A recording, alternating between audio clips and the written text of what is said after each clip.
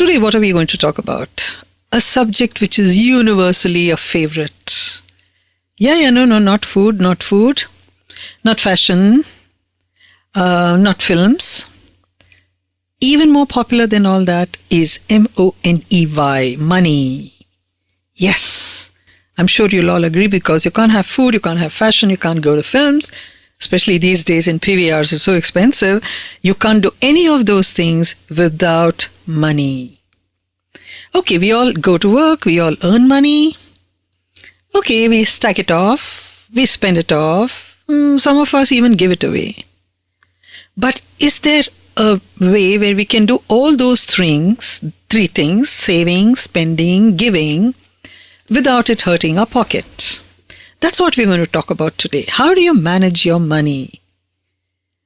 Though it's your money and your way of management, there are certain formula to manage your money, which is what we're going to discuss today. And to do that, I have with me my guest, Priya Sunder, who is an expert on money management. Am I right, Priya? Yes, I think so. Okay. So we are going to talk today, Priya. First, we'll talk about you. Then we'll talk about money. Then we'll talk about anything that comes out of all this, because this is a free-flowing conversation and we end up generally by talking even beyond what we have planned to do. Sure. That's the beauty of this show called It's My Life. Okay? But it's basically about Priya Sundar's life. So whatever you would want to share with us would be a pleasure. Sure, So, thank you. let's start with, what do you do now? Then we'll go back to how you got here, from where you got here. So I run a wealth management company called Peak Alpha Investments. I started this company in 2005. Prior to this, I worked for many years with one of the largest corporate law firms based out of New York in the US. It was called Fragaman, Del Rey, Bernson and Lowy. I worked for them for about 5 to 6 years. I moved back to India in 2003. I continued to work for them for about a year and a half till I quit, and I started this company called Peak Alpha. And the reason I started Peak Alpha was because I thought a crime was committed in my life. There was no violence, there was no bloodshed, yet a crime was committed.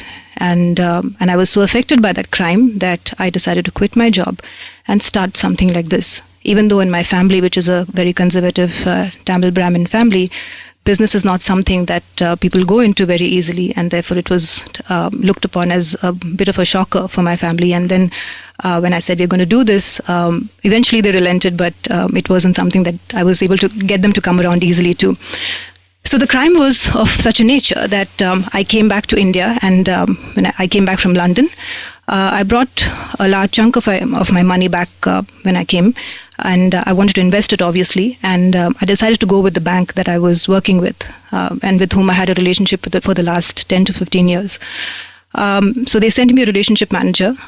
We spoke to him for about an hour and a half, and he created a plan for what to do with my money. Mm-hmm. And I listened to him, and I agreed with his recommendations, and I decided to invest my money in the way that he was asking me to. And I thought all would be okay, and the recommendations that he was giving to me would be all right. But about a year and a half later into that experience, I realized that I had lost almost 50 to 60% of the value of my money. And I was completely taken aback by this. And I didn't really understand how something like this could have happened to me. For a person who spent so many years in the capital market industry to have gotten duped so badly, how could this have happened to me? And so I was sort of shaken up, and I started asking around my friends and family about what they did when they had to invest their money, when they had to manage their money. What did they do? And most of them said that they trust either their husbands or their family, or even somebody said the astrologer, but or their banks. But nobody really wanted to take control of it themselves. And I realized that I had been recommended the wrong products. And it would have been okay for me if the value of my money had fallen because it was invested in the markets. Because I'm aware of that, and I'm totally okay with that. But I'm not okay with a toxic product being recommended to me where almost 60% of the money that I invest in has gone into charges or has sort of made somebody else richer and has not gotten invested. And that part of the story was not told to me when I invested my money. And that's when I decided that I'm going to take control of my own money, and not just me, I'm going to help everybody around me take better control of how they manage their money. And that's I'll take when, a short break here, Priya, and Sure. we'll come back where we're going to talk about, you're going to advise people how to manage their own money and not trust or rely completely on somebody else. Yes. But you need to know how to invest to be able to even ask somebody else to do it for you. Yes, that's Is that true. what it is? That's Let's correct. talk about it when we come back after this short break. Welcome back. Thank you. We are on my show, It's My Life, with my guest, Priya Sunder, who is running a wealth management organization, which happened because of her own experience in losing a lot of money depending on somebody else to invest her money. So her philosophy is learn how to manage your own money and not depend on somebody else completely. And let's talk more about it, Priya, please. You know what I want to do, because in your introduction about yourself, you said a whole lot of things. So I want to take it chunk by chunk. So I did my graduation in economics from Sophia College in Bombay. Okay. And I did my master's in economics from Chennai in Madras University. And I'd always had math as my subject both in college for my bachelor's and for my master's. So it was basically econ and mathematics. And I did my MS from Northwestern University in Chicago. And so after I graduated, I did actually want to become a journalist like you for some time. Okay. Economic journalist. Yeah, business and finance journalist. But then, however, somehow that didn't materialize, and I ended up with a law firm, and that happened quite serendipitously. The reason I joined the law firm was because I had quite a lot of experience with economics and math, and therefore I was asked to work with investment banking professionals, and I sort of picked up law along the way. And so that sort of worked out for me, because at that point I was in the US for my studies, and then I moved to London almost immediately after that. And this was a job I could do from home. And my son was born at that point of time, so I liked the flexibility of the job. Even though the timings were quite crazy, because I would start working only around 6 in the evening and go on till late at night, and then my baby would keep me up the whole night. So it became quite crazy at that point, but still I enjoyed the flexibility.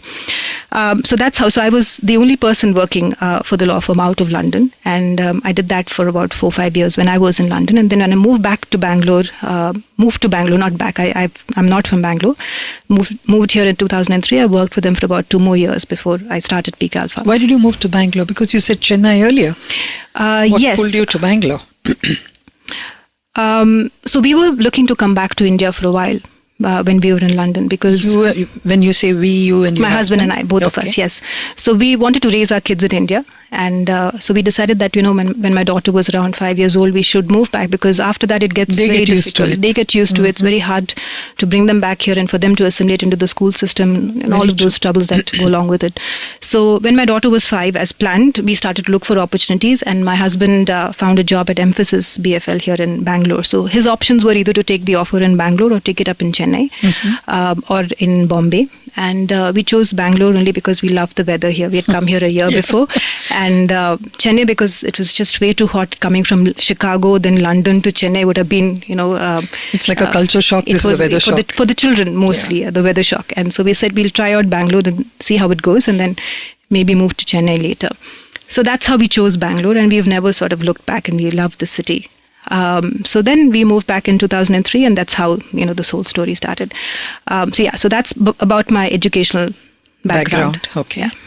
But tell me, when you said you picked up law on the way, when you were doing this, it never struck you to, or rather it didn't attract you to go into the legal profession?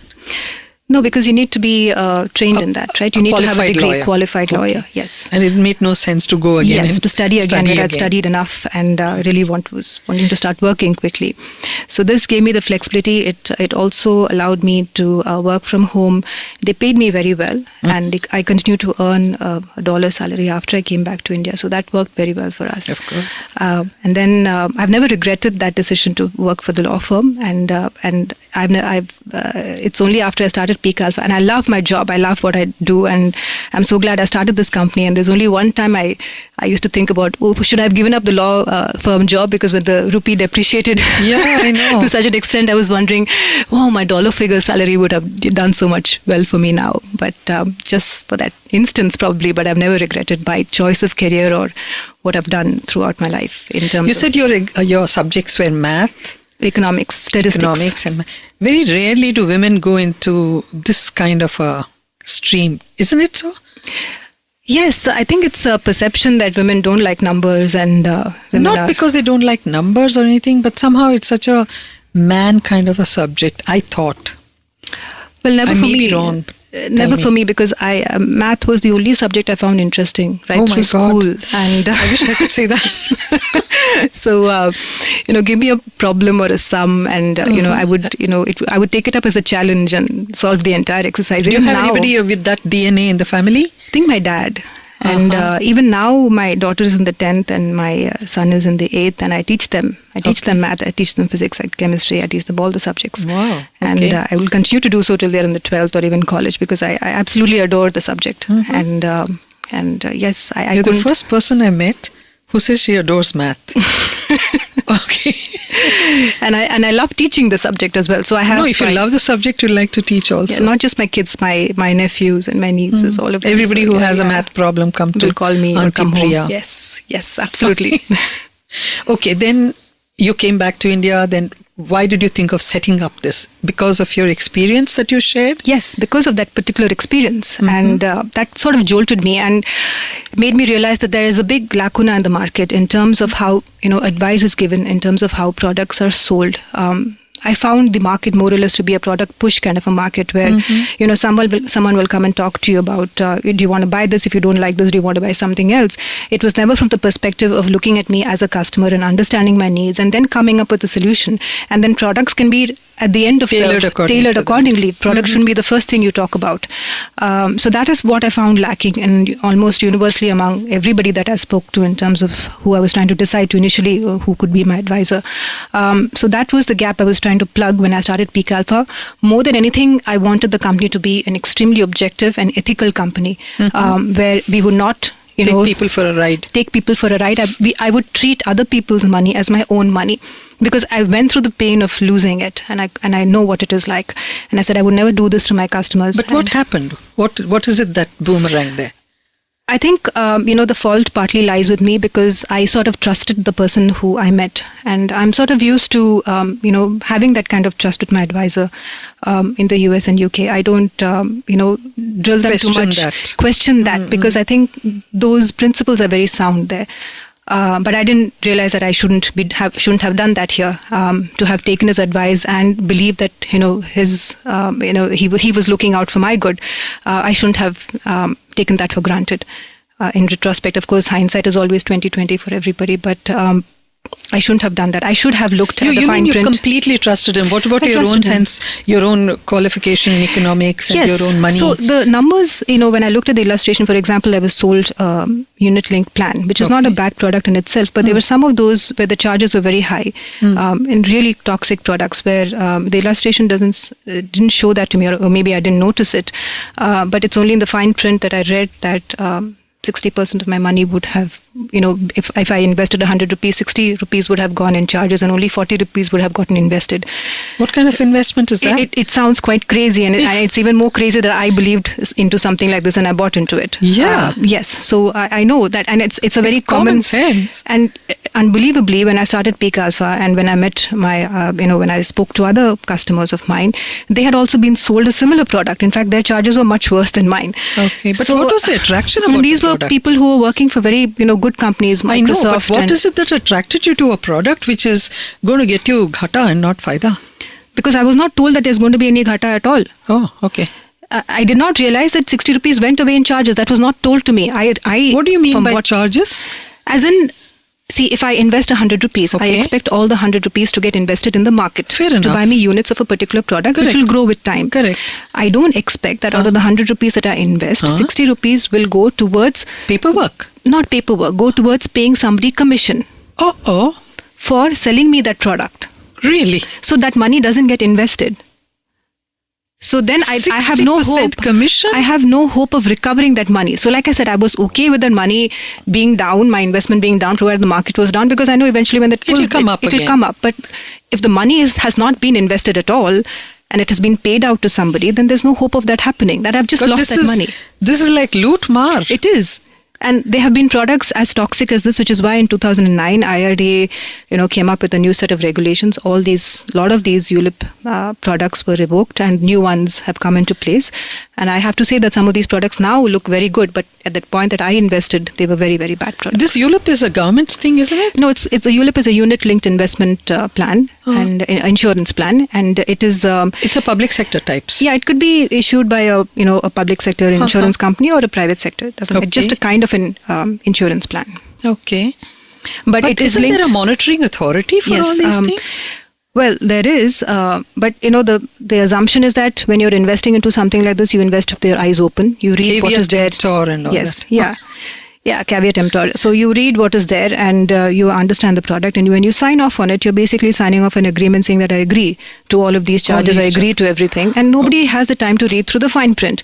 And honestly, if you keep 10 insurance policies in front of me and I have to choose, then I really wouldn't have the time to go through that small print and figuring out, where are the loopholes, what is the catch in this product. It requires an expert to go through it and then figure out whether this is it's a good product or not. And I didn't do that exercise. So the fault lies partly with me. Say, having spent so much time in the industry, to not go through this carefully with a fine comb, I should have done that. But we were right in the process of settling down. We had just moved in. I had my kids were young and all sorts of things were going on at that point of time. I was trying to find schools. So I just didn't want the money to sit idle in a bank. I wanted to, get it working for me. And I took a decision which was hasty, and I've paid for it. And it proved very costly. Paid very heavily. Yes, I wouldn't say I invested all of my money, thank God. But whatever I brought back at that first chunk to, invest in India, that didn't do well for me. And it was a big enough jolt for me to quit my job and start a company such as this, where I resolved that I would never let this happen to at least the customers who work with me. And, we've started in 2005. Our first office was on Lebel Road, and waiting for that first customer to walk in, because we didn't know anybody in Bangalore. It was a new city for us and we had no family here. So waiting for that first customer to walk in to right now, we've been in business 9 years. We've got now almost 3,000 customers that we work with, and almost all of them mostly through word of mouth. Okay. And I think they're a bunch of happy customers. And I think above all, they'll know that I'll never try to cheat them. Now, when you say you started your office and the first customer walked in, the first customer walks in just looking at your billboard there? Well, we had a billboard, but, we started... How does the first customer walk in?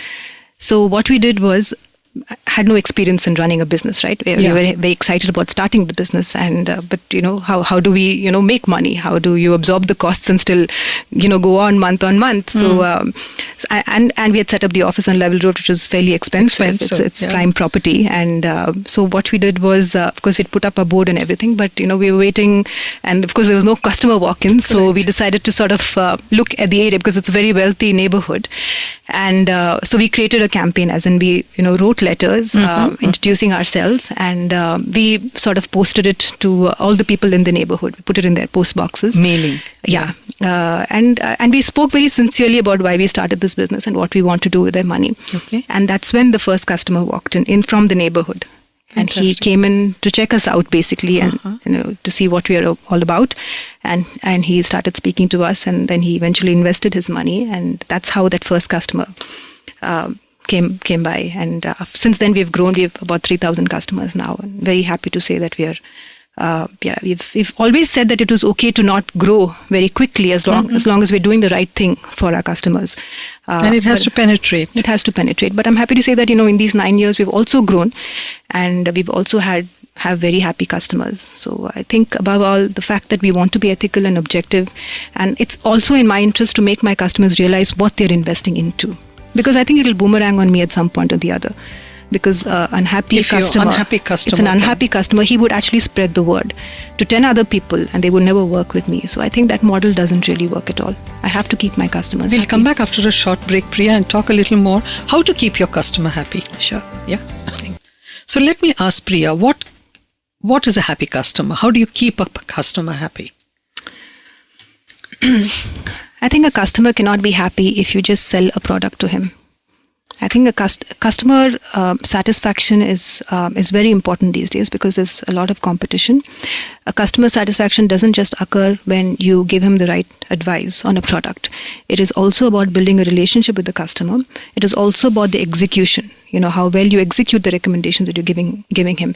So any lags in any of these, the experience or the recommendation or the execution will lead to a bad customer experience, right? So it has to be quite seamless and it has to, be quick because if you take too much time in executing, for example, the customer will say, my money has it's been sitting in the bank for many days. You haven't done anything, and I've lost money. I've lost the opportunity. If you take too much time in advising him or coming back to him with recommendations, that's a problem as well. So I think all three of them have to fit very well. It's not about recommending a product. It is really about building a relationship, and building a relationship means that the customer's goals and your goals are on the same page. Right? To make more money. To make more money. Correct. So trust is extremely important, right? So to build that trust takes time with the customer, and therefore what we invest in a lot is training. So when we bring a new relationship manager, for example, on board, it is almost 6 months before we put him in front of a customer. Okay. So because it's not just about training him on the product, it is also training him on the financial planning platform. It is also training him about what kind of experiences that customers will come to you with, and how should you relate with the customer, how should you address these issues. So all of those, and that whole training takes about 6 months for us. And I know it's a long time for a young company to invest so much time and money on its employee before you can get some returns out of it. But I think that if you're able to do that, then you eventually, I think it does pay back. So that's one thing that we do, because we've realized that customer satisfaction experience is really on top for us, and everything else comes below. So we invest a lot in that. And yes, so that's now when you talk about products, okay, are there any particular kind of products that you're dealing with, like some companies, some mutual funds, like you said, ULIP? Do you tie up with these? So we are product agnostic, as in we are tied up with everybody in the space of mutual funds. You're tied up with? Yes, with everybody, because we don't want to be recommending only one or two or three products, because those are the ones we are tied up with. And what if they're underperforming? Then we're forced to recommend those. So that way we are tied up with everybody. In the space of insurance, we can't be tied up with everybody unless we're insurance brokers. So we have 4 or 5 tie-ups, and we pick and choose those that work for us and those which are good products. So for example, in the space of a term plan, we might use one particular company. In the space of ULIP, we might use somebody else. So we pick and choose those companies that are good in their particular products. And so we create a basket of those, and those are the ones we recommend. But I think, right at the outset, we started Peak Alpha as a financial planning company. It is not a company which is a distributor of products. So we've created a financial planning, it's a mathematical model where every plan is customized according to the customer, the person, the client who comes to us. Yes, because you cannot have a solution that fits all. Sure. There's no one shoe size that fits all. So everybody's plan is different. So for example, if you come to me as a customer, I will spend about 2-3 hours with you, creating your financial plan, taking the inputs from you. What are your different goals in life? What are the investments you've already made? Where you are right now? Where you want to go? And then create a plan that is just fit for you. And then the product recommendations comes at the end of it, because and that's very specific to you, because your risk appetite is different. Your tenure for your goal is different. All of those things are very different for a person. Your objectives are different. To multiply the money, or you want to just see that it's not sitting idle? Exactly. So my plan is going to be very different for you than it will be for the person sitting next to you. So that plan I create for you, and I send out the report to you. And what's most important is for me to monitor this plan, because it's the easiest thing in the world to create a one-time plan, sort of fling it behind your shoulder and say, I'm done, right? Okay. And then leave the customer to deal with whatever consequences of that. So what we do is, after we send out the plan to you, we meet with you every 3 months, because every plan needs to be reviewed. Products I recommend to you right now, every product goes through its ups and downs, right? Sometimes it's related to the market, sometimes it's a problem which is within the fund house, for example, in the case of mutual funds. So I'm able to identify, dogs in the fund, in the portfolio, or, funds that are performing well, and recommend more investment into those, or weed those out which are not doing well and put the money somewhere else. But I need to review it every 3 months. It's only then that I can maintain a high quality portfolio. It just doesn't work when you invest once and then forget about it and never look at it for a year or two or whatever. And that is where people lose money out on, where they don't review the portfolio. periodic check of yes, that. because they may be busy for whatever reason that they don't do it. But that 3-month discipline that we impose on them. So I think the biggest value I bring to my customers is the discipline, right? Because I think if people did spend the time and evaluated all the products and took the time to study it, and everybody would get it, I think. But the fact that is that all of us have 9 to 5 jobs or 9 to 7 jobs. Apart from that, you should also have the acumen to know all those things. Yeah. It's not easy for everyone. True, and also because nobody has the time to do this, right? Yeah, of course. Time is a big factor. So therefore, when you outsource it to us, this is one aspect of your life that you don't have to worry about. Are my goals being taken care of? Is my money being planned properly? Is my money growing? All of those things, this is one area of your life that you've made us responsible for, and we'll take good care of it. So that's one thing less you need to worry about. But what's your revenue model in this? So it's twofold. I charge financial planning fees. That is initially to tell you what you need to do with it. Yes. When I create the whole plan and I review this with you, every quarter or 4 times a year, there's a fees that I charge for that. And my fees is a little different from other planners' fees because I have also lesser bandwidth because I was the first planner in the company, and I have many customers who sort of cling on to me and won't let go. So when I take on additional customers, it's also a bandwidth issue for me. So therefore, my price is higher, and the price for the other planners, though they're just as good, is a little lower because they're trained by me personally. So they all are very good. The buck stops with you. Ultimately, the buck stops with me. Yeah. So that's one model where we charge a flat fee, and secondly, we get paid by the fund house. So if I'm recommending a mutual fund to you, then we get paid commission on every transaction that you put through to me. So those are the 2 models. Okay. Right. So, and we used to have a third model as well, in which we used to charge our customers for every equity investment that you made through me. So for every, if you invested 100 rupees, let's say, 1 rupee 50 paisa of that, you had to pay to me as a service charge. Yeah. But I have done away with that because clearly I want to, grow the company. I don't want to put more barriers between people as it is are hesitant about investing. They much rather put their money in the bank. To make them invest in something else which beats inflation is something that you have to convince them to do. And why put more and more barriers in front of them in terms of paying me a service fee? So I've removed that. So the only fee that I charge to my customers is that flat fee. Is your consultation? Is my consultation. And the commission comes to you from the fund houses. Houses. Yeah, because before 2009, for every 100 rupees that you invested, 2% used to get, almost 2.25% used to get deducted from that 100 rupees and get paid to the person who advised you. The remaining money would get invested. But however, what happened was that SEBI, did away with that because unscrupulous distributors, what they would do is that they would take your 100 rupees, they would invest it in a fund, get paid that 2.25%, and then 3 months later they would approach you again and say, this fund is not doing well, take out that money and put it away, put it into some other fund, and again get paid that 2 point. Yeah, that way your money never grows, but it's making them richer. Yeah, so then SEBI said that let's do away with this whole system. So let the customer and the advisor work out a fee between themselves, and whatever that is, and let the mutual fund not pay you this high, 2.25%. So they pay us a nominal amount. So it's not as high as 2.25. They pay us a nominal amount, but therefore we charge a flat fee to our customers. But that's what the funding houses pay you is on percentage, flat percentage. It's not flat. Based on how much is being invested. It's based on the invested amount. That percentage is based on the invested amount. Yeah. It's almost like a fixed rate for a debt fund, a certain rate for an equity fund. It's like that. And it's the case for everybody. Are there still people doing what they did to you? I mean, they'll make you invest and they won't tell you that this is a charge and this is a investment. Are there still people doing that? Or I'm sure there are people doing checks that. And balances on that? Doing that to me personally. Not to you, to anybody for that matter. Yes, I mean, I still have customers who come to me saying, this they've been duped. NFO was sold to me. We typically don't advise people to invest in new fund offerings because, in a mutual fund particularly, because it has no track record, no history of performance, and we're not able to evaluate the performance of the fund. Whereas, this is something that most distributors will sell to customers because the revenue is much higher.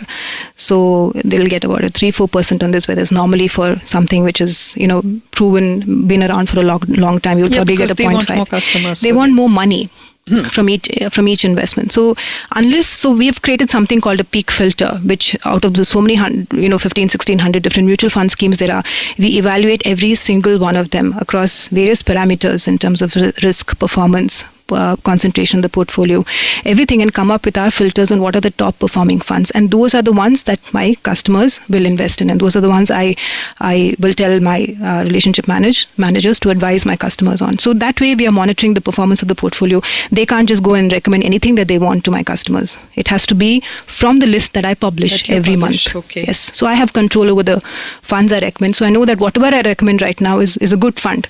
And then I'm tracking that every month anyway. So when my customers come in for a review every quarter, I'm able to evaluate performance based on those parameters. So you say you've got over 3,000 customers. Okay. Is there any study you've done on what kind of are they senior citizens? Are they younger people? Are they business people? Like that, do you have a data bank which tells you? So very consciously, Chaya, what I did when we started Peak Alpha was to address the salaried employee, right? Which is very different from what the banks do, which is go behind the high net worth people, right? People who are very wealthy, right? Okay. Because I think financial planning is something that a salaried employee needs, right? He's the one who's earning a salary. He's got expenses every month. He's trying to balance budgets. He's got a fixed amount. He's got a fixed amount, and he's got goals. He's got marriage, education, all of those things in the future, and he needs to plan for those. And he's the one who's thinking about, all of these different goals and how is he going to manage all of that.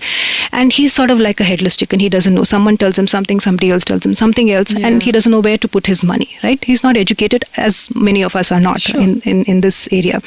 So those are the kind of people that I would like to talk to. And that's why very consciously, the way to market for us has been to do workshops, educational workshops in organizations across Bangalore. Okay. So we do it for many different IT companies or non-IT companies, anybody who's earning a salary. And in that workshop, which is typically about 1.5 to 2 hours long, I don't talk about a single product, right?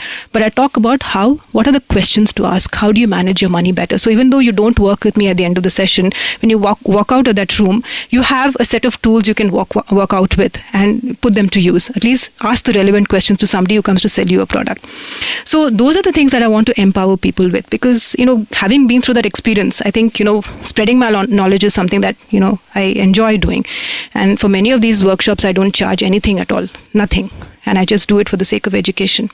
And if people want to work with me at the end of it, that's very good. But if not, they've learned quite a lot at the end of that 2-hour session, and at least in a position to start investing their money. So that's the kind of people I work with typically. And of course, then there are also some high net worths, but I don't consciously go behind them. I really want to help people who are looking to meet goals in a definite future, time in the future, and help them get to it comfortably. Who do you think should start managing their wealth, and at what stage in life?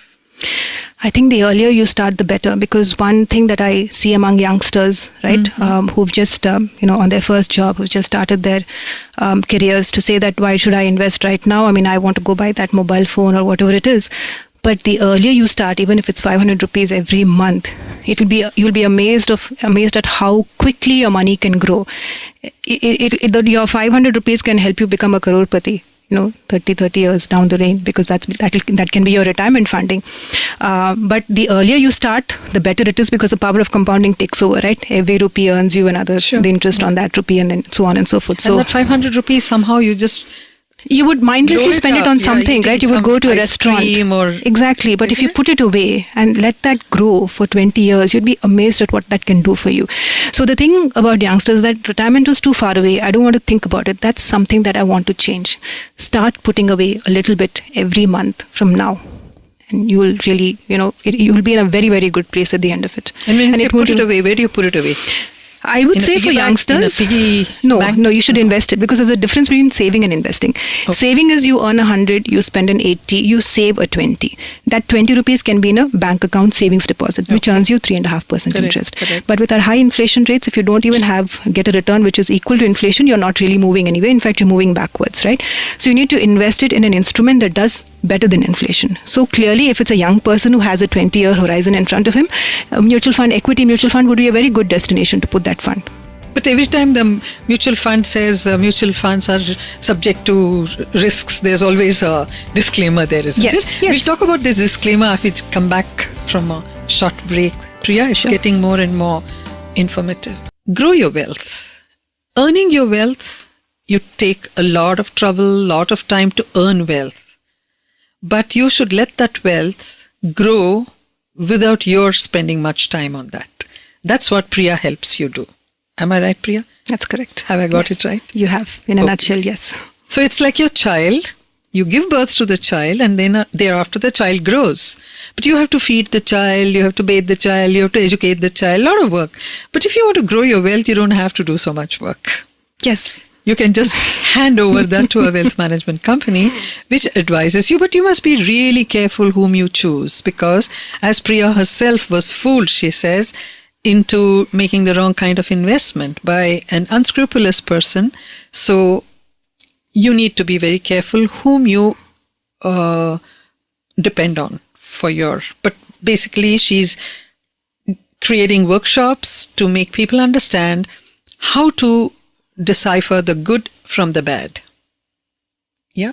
You're talking about mutual funds because they themselves make a disclaimer. It is subject to market risks. And they say it so fast you can't even catch it. Yes. It's like that fine print. Yes. So is it a good place to invest? So there are different kinds of mutual funds, right? And going from low risk to high risk, right? High risk would be mutual funds that almost replicate a single stock. Those are called sector funds or alternate funds. Then on slightly lower risk would be the large cap funds or the multi cap funds, which have a mix of large cap is the blue chip companies of the country. The multi cap would be a mix of small cap and the large cap. So those are less risky. But I would say that, very few people in our country invest in equity, right? Mm-hmm. Invest in stocks. And I think we should do that because everybody else outside of the country finds our country very attractive to invest in. And our own people are extremely conservative in investing in equity. Because when you say equity, is it stocks and shares? I don't recommend single stocks, but I would think for a person who is planning for a goal in the future, the way to do it is through equity mutual funds because it's diversified. The portfolio, you're not just investing in one single stock. It's a basket of different stocks, and it's very transparent. You can monitor the progress. The portfolio is visible for you to see, and if you work with us, then of course we monitor it also every quarter, and therefore we're able to track performance also, and take changes and advise you on what you should do. So it's a good way to build a goal that is more than 5 years away in the future. So the risk with equity comes when and this is a mistake that most people make, is that you invest today and you want to take your money out 1 year later. Of course, you can't expect the stock market to deliver returns to you in 1 year. It may well do that. You may make a heck of a lot of returns. But people do. They're looking at the ticker every morning. They're buying and selling online. But there's a difference between speculation and investing.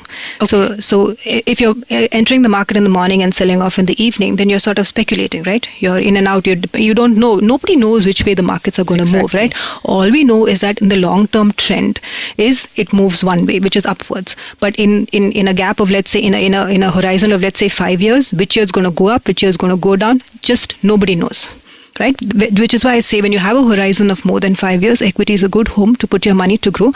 Not saying that all your money must go in equity, because everybody has a certain balance between how much should be in risky investments and how much should be in risk-free investments. Correct. But you need to maintain that balance, and overall the entire objective being that the return on the portfolio has to beat inflation, which is becoming a more and more difficult thing to do because inflation is very high in our country. Yeah. So, for example, if you had, some money, 10,000 rupees, and you wanted to buy a bike last year, right? And you decided, I'm not going to buy the bike. I'm going to postpone that purchase to next year. And you put the 10,000 rupees in the bank. So the bank would have given you your 8% return. And however, the inflation in the country last year to this year has been 11%, let's say. So that bike has become much more expensive for you to buy this year than it was last year. Even when you took out the money from the bank, it hasn't grown to the extent that it will fund the purchase of the bike this year. Okay. So that is how inflation eats into the value of your money. And it's a very silent killer. So you have become a little poorer than last year without realizing it. So overall, the composite return on your investments has to do better than inflation, right? And for us, it's becoming, as financial planners, it's a difficult job for us to do because inflation rates are very high. So we have to create a combination of products, keeping in mind your risk appetite, to deliver that kind of return for you every year. But having said that, equity is a tool that helps you beat inflation in the long run. But everybody has to have that right mix between equity and debt. It could be 60% equity and 40% debt for somebody or whatever. So that mix has to be correct. Do companies have debentures and all that even now? Yes. They're corporate bonds and debentures, and some of those are very good. But those are for long term? Well, debentures come with a specific tenure. And So it could be 1 year or 2 years or 3 years. Even mutual funds have debt mutual funds that have specific tenures, or they could be floating rate funds. But debt mutual funds have a great tax advantage over a fixed deposit. So, in fact, fixed deposit is not a very good idea because you have to pay interest on whatever. You have to pay tax on the interest. Tax on the interest. Yes, you do, and you pay tax at marginal rate of tax. But with debt mutual funds, if you hold your investment beyond a year, the gains you make on it is either 10% without indexation or 20% with indexation, which is anyway lesser than the 30% if you're in the 30% tax bracket. Sometimes if inflation is very high and if you're indexing the cost, you don't have to pay tax at all.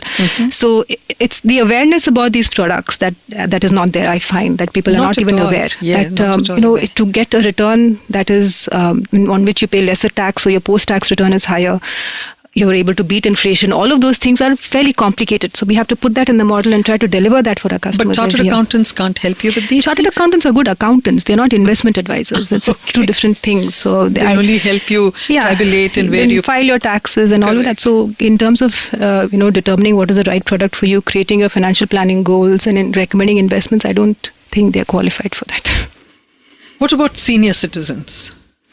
Do you help them manage their wealth, because their tenure is much shorter for returns and things like that, considering the age and So so with senior citizens, what we do is that typically they retire and they need a pension income coming into them, or some sort of a regular income coming to them every month. And we create portfolios for them, and not necessarily through fixed deposits, because also the taxation is the highest there.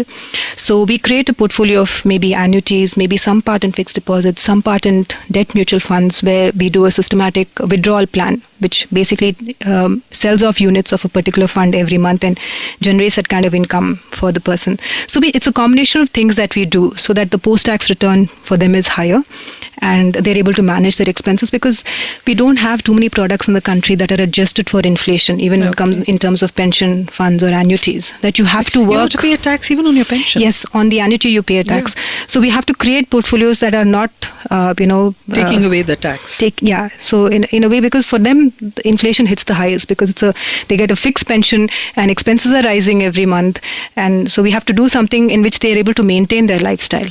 And so that requires a bit of juggling here and there. And as you grow older, there are other additional costs like medical expenses and, service, getting people to service you for something or the other. Correct. Health expenses. So many things that come in. But Chaya, the interesting thing is, with the older generation, I find that, they have slogged all their lives and they've saved every penny. And, and even now they're thinking about leaving all that money for the next generation, for the children.